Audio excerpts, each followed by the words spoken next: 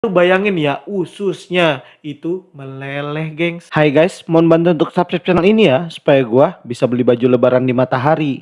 Buat yang udah, makasih nih. Maaf ngerepotin.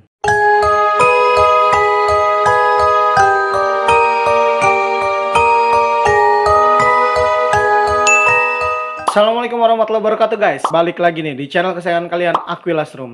Apa kabar nih kalian semuanya? Mudah-mudahan dalam keadaan sehat semua ya. Walaupun kita lagi dalam suasana Ramadan nih, harus tetap semangat. Bentar lagi lebaran. Sesuai dengan janji gua di video sebelumnya, karena ini edisi khusus Ramadan nih ya, gua kagak mau ngegibahin orang-orang yang kayak ibaratnya criminal case dan sebagainya. Kita gibahnya yang ilmiah-ilmiah aja deh ya. Jadi di konten kali ini gue akan ngebahas tentang tragedi yang berkaitan dengan ilmiah lagi nih guys ya. Dimana terjadi satu tragedi di negara Jepang sono nih ya. Bencana nuklir yang bisa dibilang terburuk pada tahun 1999. Bencananya apa sih? Terus kenapa bisa dibilang terburuk sih? Oke, tanpa banyak basa-basi lagi langsung aja kita masuk ke ceritanya. Meluncur!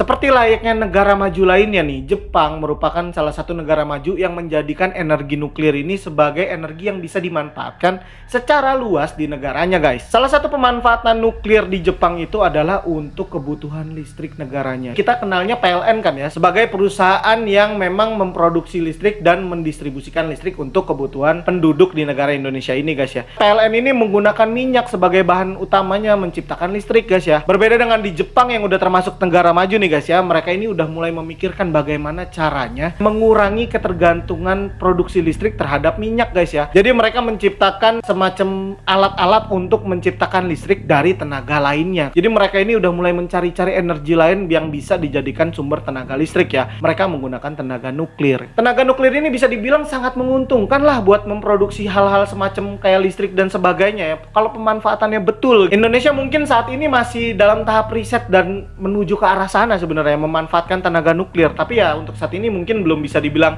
diproduksi secara umum ataupun massal gitu ya. Beda dengan di Jepang yang dari tahun 1966 aja nih ya, mereka ini udah tergantung dengan tenaga nuklir sebanyak 30% untuk pasokan listriknya. Nah, berbanding terbalik dengan sisi positif yang ditawarkan oleh si nuklir, sebagaimana yang lu denger lah, denger kata nuklir itu kan dengeri banget ya gengs ya. Lu tau lah, nuklir biasanya digunakan untuk alat perang gitu kan, misil dan sebagainya. Serem lah dengernya. Nah, tentu sepanjang perjalanannya Jepang menggunakan tenaga nuklir, pasti mereka pernah mengalami hal-hal yang berkaitan dengan bencana nuklir.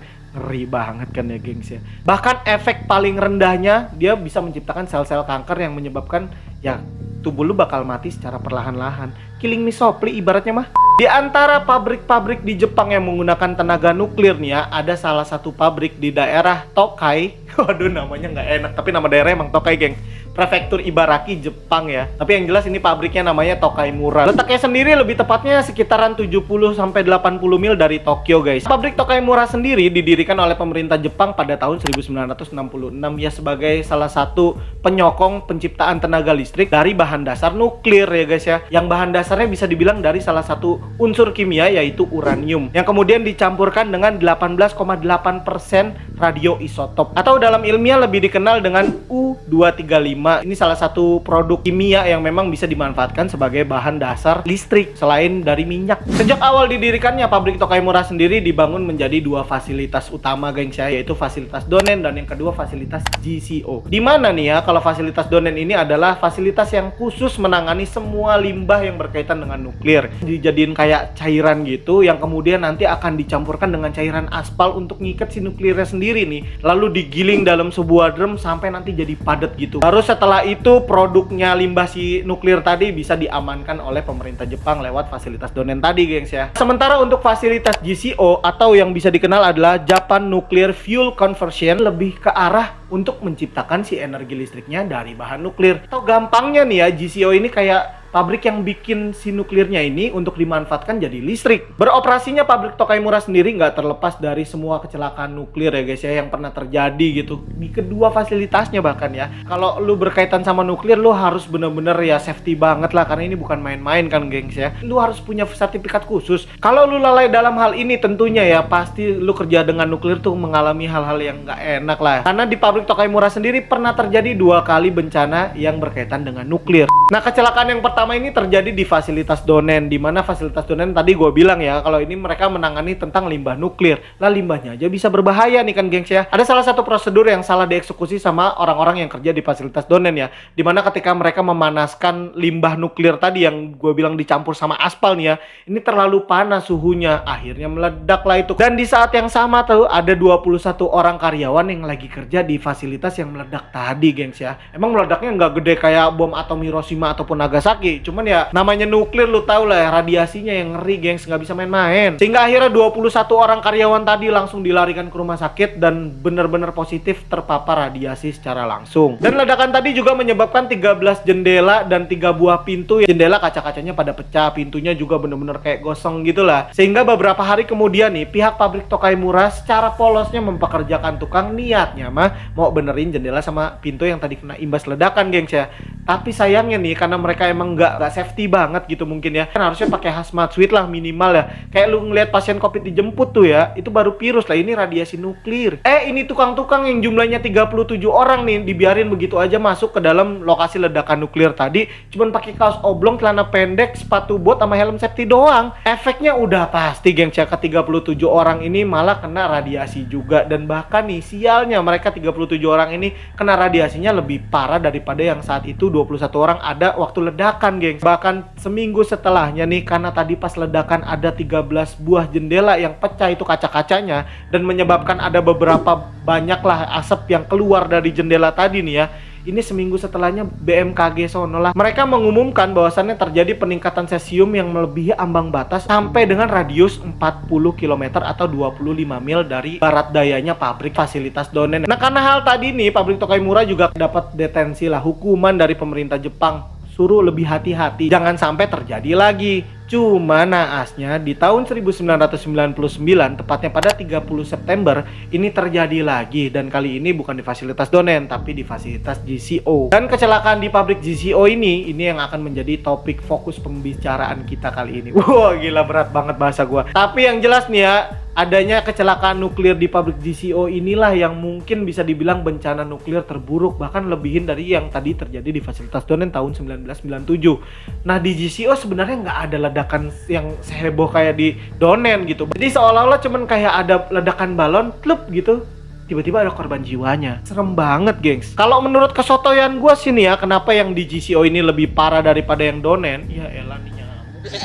Kalau menurut kesotoyan gue nih ya, ini yang terjadi di GCO ini kenapa lebih parah daripada yang di Donen? Karena yang di Donen tadi kan sekelas limbahnya ya dari nuklir gitu. Mungkin itu bahaya tapi nggak sebahaya yang di GCO. Sementara GCO kan mereka ini membuat atau memanfaatkan nuklir menjadi tenaga listrik tadi kan ya. Ini lebih ngeri lagi pasti efeknya. Nah, kejadian kedua kali ini terjadi pada tanggal 30 September 1999. Tepatnya pada pukul 10:35 siang atau setengah 11-an lah ya. Ada 3 orang karyawan yang diminta sama pihak perusahaan untuk melakukan pengisian ulang di salah satu reaktor nuklir yang 3 tahun sebelumnya baru mereka beli nih ya. Bisa dibilang nih orang-orang ini belum pernah melakukan hal ini sebelumnya. Dan sialnya ketiga orang karyawan ini juga tidak diberikan pembekalan khusus, nggak dikasih tahu bagaimana cara ngisi ulangnya dan sebagainya. Cuman diperintah sama atasannya. Itu namanya buruh kan lah ya. Sama kayak gua kalau disuruh atasan, nah buru-buru takut gitu kan ya. Jadi ketiga karyawan ini adalah Hisashi Ochi, lalu ada Masato Shinohara, dan yang ketiga adalah Yutaka Yokokawa. Mereka bertiga ini bertugas untuk mengisi tadi ya, reaktor tadi.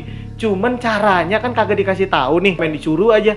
Akhirnya mereka ngide lah tuh, buka tangkinya, dibuka knopnya gitu kan ya. Udah, oh iya udah habis nih tangkinya kan. Tuanglah itu tadi 16 kg uranium cair ke dalam tangki curah hujan. Posisinya adalah si Shinohara nih, dia ada di atas tangkinya gitu. Jadi kayak naik ke atas kayak tangga gitulah, semacam tangga ataupun panggung di atasnya gitu. Sementara untuk si Hisashi Ochi, dia ini memegang corong. Jadi kayak megangin di bawahnya gitu. Posisinya udah pasti lebih rendah daripada si tangki curah hujannya tadi. Sementara Yutaka Yokokawa ini bertugas mencatat semua kegiatan yang mereka lakukan. Jadi sekitar 4 meter daripada si reaktor tadi. Nah, sedikit beruntung nih daripada kedua temennya yang langsung berhadapan sama si reaktor tadi. Yutaka Yokokawa ini duduk ya di sebuah meja gitu yang terhalang sama tembok. Jadi mereka tuh coba-coba aja gitu kan, ngide gitu ya. Lu kata kontennya si Skakol yang nyampurin es krim sama kuah seblak kagak napa-napa. Es krim seblak, Cak. Kita setuju kalau ini ide yang sangat bagus. Mari kita coba. Ya ketika dituang tadi nih ya gengs ya, baru diketahui ternyata mereka melakukan kesalahan besar. Karena nggak lama setelahnya, tiba-tiba mereka melihat sebuah gelembung yang naik, warnanya biru cerah menurut mereka gitu ya. Terus tiba-tiba kayak meletup gitu aja, bener-bener silok banget lah itu. Yang kemudian diketahui bahwasannya hal yang terjadi barusan adalah efek Cherenkov yang terkandung radioaktif yang sangat tinggi. Nah, karena tidak terjadi ledakan yang gimana-gimana kayak petasan teko yang meleduk kagak gitu ya. Jadi bener-bener kayak cuman plup, udah gitu aja. Efeknya baru terasa setelah 3 jam guys ya. Dimana si Masato Shinohara dan Hisashi Ochi ini kayak langsung mual bersamaan gitu. Dan kemudian langsung pingsan gitu aja.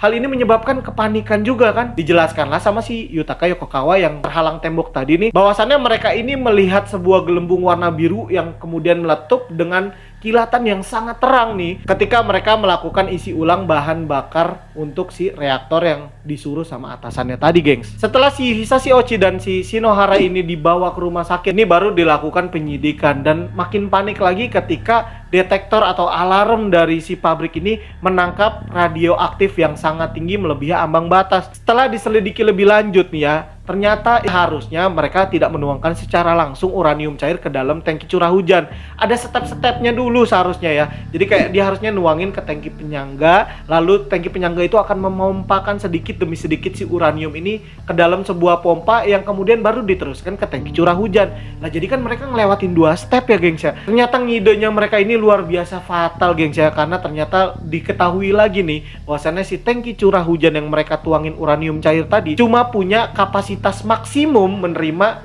2,4 kg uranium cair. Sementara tadi lu inget kan ya, kalau mereka tuh nuangin 16,8 kg.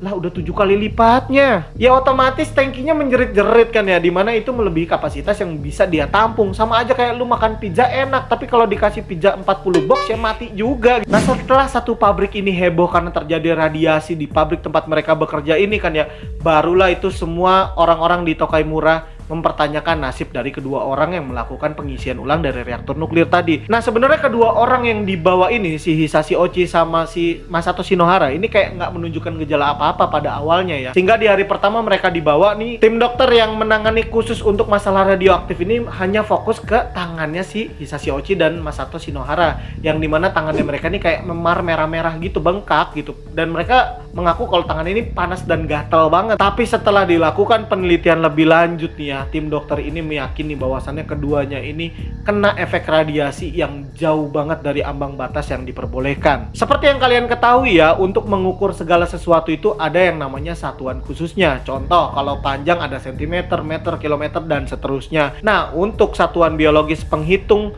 radioaktif ini ada sebutannya namanya sieverts, atau yang biasa dikenal dengan istilah SV, di mana SV ini kemudian ditentukan menjadi batasan segala sesuatu yang kena dampak dari radioaktif atau radiasi gitu geng. Nah, lu perlu banget tahu nih gengs ya, untuk batas maksimum yang boleh diterima oleh tubuh manusia hanya sebesar 0,50 mg SV. Bahkan angka ini nih ya, ini untuk akumulasi per tahunnya. Nah, sementara kedua orang ini waktu dibawa ke rumah sakit dan diukur seberapa banyak mereka kena efek dari radiasi yang terjadi tadi gengs ya, ternyata nih si Hisashi Ochi yang berdiri megangin corong di bawah tangki posisinya, dia tuh kena sekitar 17 SV. Dan Hisashi Ochi ini dinyatakan sebagai orang yang pernah tercatatkan sejarah sampai saat ini ya, yang menerima secara langsung radiasi terbesar di seluruh dunia gengs ya. Nah, sementara untuk Masato Shinohara sendiri nih, kena sekitaran 10 SV. Karena dua orang ini dinyatakan positif kena radiasi dengan tingkatan yang luar biasa, maka pihak pabrik Tokaimura juga diminta untuk mengirimkan si Yutaka Yokokawa yang sama-sama dengan kedua orang ini bekerja mengisi bahan bakar dari si reaktor tadi gengs ya. Ternyata si Yutaka Yokokawa juga ini kena sekitaran 3 SV. Jadi singkatnya nih, mereka ini tiga-tiganya positif kena radiasi nih. Cuman kita akan fokus ke si Hisashi Ochi. Sebagai pengetahuan aja nih, bahkan menurut Institut Biologi nih, salah satu literatur yang gua baca, lu kalau kena 5 SV aja nih ya, itu bisa menyebabkan kulit lu akan terkelupas seolah-olah terbakar, yang terparahnya adalah gagal jantung dan efek kematian. Yang paling ringannya nih, kemungkinan tubuh lu akan menjadi carrier untuk segala jenis sel-sel kanker, gengs. Nah, kalau lu kena 8 SV dalam waktu singkat, ada kemungkinan lu bisa langsung mati dalam waktu 1 minggu. Sementara untuk tingkatan 10 SV dan seterusnya itu belum pernah tercatatkan karena sebelumnya belum pernah terjadi. Sebagai gambarannya aja nih ya, Hisashi Ochi ini menerima 17 SV yang setara dengan orang yang benar-benar kena bom atom Hiroshima dan Nagasaki langsung di senternya. Jadi kayak pesawat lewat, pembom ya, U-29 milik Amerika jatuhin nuklir, Hisashi Ochi ini ada di tengah. Dar, itu 17 SV, gengs. Singkatnya, tim dokter ini benar-benar kayak punya rasa ingin tahu yang luar biasa nih, karena ini baru terjadi sepanjang sejarah, belum pernah nih. Ternyata, geng, 1 hari setelahnya, nggak nunggu lama-lama, 24 jam efeknya, itu baru mulai kelihatan bahwasannya kulitnya Hisashi Ochi ini mulai retak-retak, kering, dan mulai agak coplok gitu ya, satu persatu di bagian terutama tangannya yang tadi udah memar, kering bibirnya, terus rambutnya mulai rontok, tapi belum semua gitu ya. Setelah 7 hari dirawat nih, si Hisashi ini makin parah. Kulitnya ini udah mulai mengelupas sekujur tubuh, gang. Tadinya tangannya doang gitu, ini udah mulai dadanya dan sebagainya tuh udah mulai mengelupas, gengs ya. Duh, gua agak sedikit ngeri juga sebenarnya nih ceritain ya. Dan yang parahnya lagi nih, Hisashi Ochi ini sampai rambutnya botak full, plontos ya. Dan lu perlu tahu juga, gengs ya, bahkan organ-organ dalam tubuhnya Hisashi Ochi juga mengalami hal serupa, kehancuran total, gengs ya. Pankreasnya rusak, hatinya, lambungnya, bahkan ususnya, gengs, sudah mulai terkontaminasi sama efek radiasi. Nah, sebagaimana orang yang pernah dirawat di rumah sakit, daerah sekitaran dada lu ini akan ditempelin alat-alat buat deteksi detak jantung gitu ya, tekanan darah dan nafas. Ketika si susternya mau mindahin alat-alat ini nih, ketika dibuka itu bukan cuma alatnya doang yang coplok, kulitnya ikutan nempel di situ, geng. Jadi langsung ngeliatin dagingnya Hisashi Ochi yang terbuka. Dan kemudian karena tubuhnya Hisashi Ochi ini makin parah keadaannya, bahkan udah mulai keluar cairan yang nggak bisa dikontrol dari seluruh tubuhnya Hisashi Ochi. Di hari ke-8 ya, Hisashi Ochi ini bener-bener udah ngerasa nggak kuat sebenarnya. Dia udah ngomong sama tim dokternya, udah matiin gua aja. Nah, dia bener-bener udah nggak tahan dengan semua rasa sakit yang dia derita, gengs. Nah, karena tim dokter ini udah mulai merasa saking parahnya si kondisi Hisashi Ochi sendiri ya, akhirnya Hisashi Ochi ini dipindahkan ke rumah sakit Universitas Tokyo, dipindahkan ke ruangan steril yang khusus. Nah, setelah si Hisashi Ochi ini dipindahkan ke rumah sakit Universitas Tokyo nih, dia adalah menjadi orang yang pertama kali ditransfusi sel induk perifer, atau gampangnya ya kayak sel darah putih nih. Karena kondisinya dia nih, lu perlu tahu ya, di dalam tubuhnya Hisashi Ochi sendiri udah kayak nggak ada sisa-sisa sel darah putih, hampir mendekati nol, gengs. Dimanapun orang hidup itu butuh sel darah putih untuk menyembuhkan luka, sehingga pihak rumah sakit ini mau nggak mau harus transfusi sel darah putih ke dalam tubuhnya Hisashi Ochi. Dan kebetulan sel darah putih milik kakak kandungnya Hisashi Ochi ini yang dinilai cocok. Salah satu efek yang paling dominan ketika tubuh ini tidak memiliki sel darah putih yang cukup nih adalah ketika terjadi luka di tubuh ini terkelupas ya, nggak bakal tumbuh kulit baru di dagingnya Hisashi Ochi. Karena sel darah putih ini untuk melawan infeksi yang terjadi di tubuh seorang manusia ya. Cuman ketika ditransfusi darah putih tadi ke dalam tubuh Hisashi Ochi ini juga kayak lagi nyoba-nyoba tim dokternya, karena ini baru pertama kali juga, gengs ya. Jadi tim dokter ini main nyuntikin sel darah putih sebanyak 10 liter ke dalam tubuh Hisashi Ochi dalam kurun waktu 12 jam. Dan sebagai perbandingan nih, tubuh manusia ini hanya bisa menerima 0,3 liter dalam kurun waktu 3-4 jam. Jadi kebayangkan ya, itu lu 10 liter dalam waktu 12 jam digelonggongin lah gitu kalau ibaratnya mah. Ya Allah, astagfirullah. Akhirnya Hisashi Ochi ini mengalami kontraksi tubuhnya ya. Bahkan keluar darah dari semua lubang yang ada di tubuhnya, bayangin dong. Akhirnya pemerintah Jepang ini kayak ngumumin bahwasannya Hisashi Ochi adalah pasien paling prioritas di Jepang pada saat itu, gengs ya. Dimana semua dokter terbaik dari Jepang nih, dokter-dokter impor juga yang lain-lain nih dari negara-negara maju lainnya itu juga diundang untuk nanganin Hisashi Ochi. Dan Hisashi Ochi juga menerima segala macam jenis obat-obatan dari luar, paten-paten si mereknya itu dikasih dalam dosis-dosis yang sangat besar. Selain itu, Hisashi Ochi ini nyaris sudah nggak punya kulit di tubuhnya, gengs ya. Akhirnya pihak rumah sakit ini coba untuk transplantasi kulit, dan ini juga lagi-lagi pertama kalinya, gengs. Tapi apa daya, gengs ya, karena Hisashi Ochi juga tidak memiliki sel darah putih di dalam tubuhnya yang mana itu dibutuhkan untuk sel-sel fibrin mengaitkan kulit dengan daging ya. Tidak ada satu lembar kulit implan pun yang bisa nempel di tubuhnya Hisashi Ochi, karena tubuhnya Hisashi Ochi juga terus mengeluarkan cairan yang makin lama makin memprihatinkan, bahkan sampai membanjiri tempat tidurnya Hisashi Ochi, gengs. Lu bayangin ya, ususnya itu meleleh, gengs. Setelah hari ke-14 dan selanjutnya nih, Hisashi Ochi ini adalah satu-satunya orang yang tercatat sejarah tidak memiliki sel kromosom dan DNA. Jadi kedua sel ini benar-benar hancur total ya. Jadi lu kebayang kalau orang nggak punya DNA ini nih ya. DNA itu kan diperlukan untuk menyampaikan informasi dari seluruh tubuh kepada otak gitu ya. Jadi lu bisa dinyatakan hidup gitu. Jadi bisa dibilang udah nggak ada lagi informasi yang bisa dicerna sama otaknya si Hisashi. Contohnya nih ya, lu ketika kulit lu digigit nyamuk gitu ya, itu kan lu berasa gatel ya, efek refleks lu langsung depak tuh nyamuk, kagak kena nyamuknya, lu garuk kan ya, bentol dah tuh ya. Nah, semua informasi tadi nih sebenarnya diproses sama otak dalam beberapa step. Itu membutuhkan DNA dan kromosom tadi ya. Bahkan di hari-hari berikutnya nih, setelah dia dinyatakan tidak memiliki kromosom dan DNA nih ya, sendi-sendi tulangnya dia ini mulai coplok satu persatu, geng. Otot-ototnya juga ikut coplok dari si tulang-tulangnya ini sendiri. Bayangin ini tangannya bisa sampai beberapa meter, kakinya juga sama. Saking seluruh ototnya ini udah nggak saling ikat satu persatu. Ya udahlah, kayak dijadiin objek penelitian aja sebenarnya ini orang gitu kan. Sehingga masyarakat Jepang dan bahkan dunia saat itu yang melihat kasusnya Hisashi ini mengecam pemerintah Jepang yang terkesan seolah-olah memanfaatkan tubuhnya Hisashi dan mempermainkan hidupnya Hisashi ini sebagai bahan penelitian. Jadi otomatis dunia medis Jepang bahkan mungkin negara-negara maju lainnya juga penasaran banget apa sih jadinya kalau tubuh manusia ini sampai kena radiasi sebesar Hisashi ini. Apa yang ditunjukkan sama gejala tubuh ya, mungkin nantinya buat kebaikan juga ke depannya gitu. Cuman kan buat si Hisashi sendiri kasihan dong. Dan puncak dari julidnya netizen dunia saat itu yang melihat kasusnya Hisashi adalah di hari ke-59, dimana di hari tersebut jantung Hisashi berhenti sebanyak 3 kali, gengs, dalam kurun waktu 49 menit. Tapi apa yang dilakukan sama tim dokter dari Jepang, dipacu lagi pakai alat pacu jantung. Kalau penggambaran gue mah ibaratnya kayak si Hisashi ini udah berdiri depan pintu surga, ditarik lagi sama tim dokter, woi hidup lagi woi. Yang jelas nih Hisashi akhirnya bisa bertahan lagi hidup dengan bantuan alat-alat medis yang udah banyak banget bahkan di tubuhnya. Dan semenjak hari ke-59 tadi dan seterusnya nih ya, akhirnya pihak keluarga Hisashi diwakili oleh kakak-kakaknya juga ya, mereka membuat persetujuan kepada tim dokter saat itu ya, yang menyatakan bahwasannya jika jantung Hisashi ini kembali berhenti berdetak, maka jangan lagi dipaksakan untuk hidup. Sampai di hari ke-83 setelah Hisashi ini dirawat di rumah sakit, totalnya 83 hari lah si Hisashi ini dipaksa untuk hidup dan jadi objek penelitian, sampai akhirnya jantung Hisashi berdetak untuk terakhir kalinya, gengs ya. Dan saat itu juga tim dokter tidak lagi memaksakan kehidupan untuk si Hisashi dan akhirnya Hisashi ini dinyatakan meninggal dunia pada tanggal 21 Desember 1999.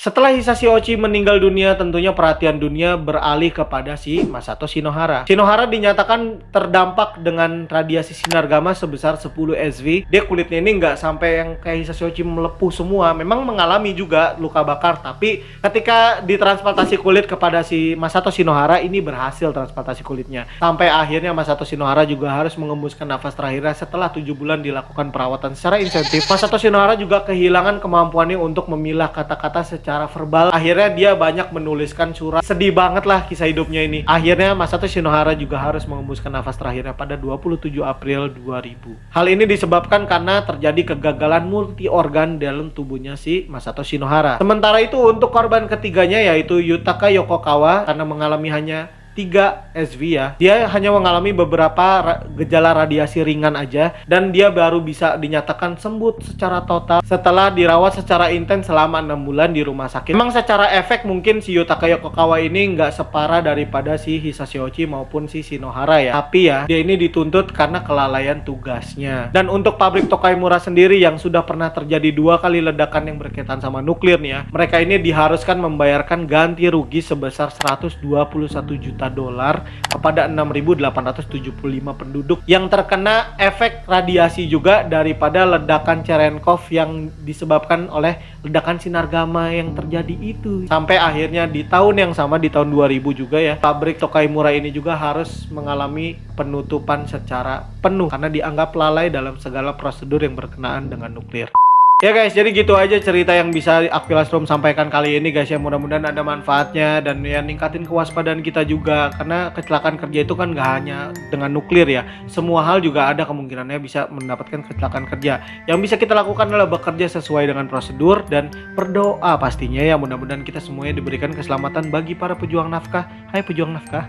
Gue mau ngucapin banyak terima kasih buat kalian yang udah nonton video gue dari awal sampai akhir, dan buat kalian yang belum subscribe channel gue ya subscribe channel gue, dan mudah-mudahan kita bisa sama-sama memberikan informasi dan manfaat bagi kita semua tentunya ya. Dan akhir kata dari gua, see you on the next video.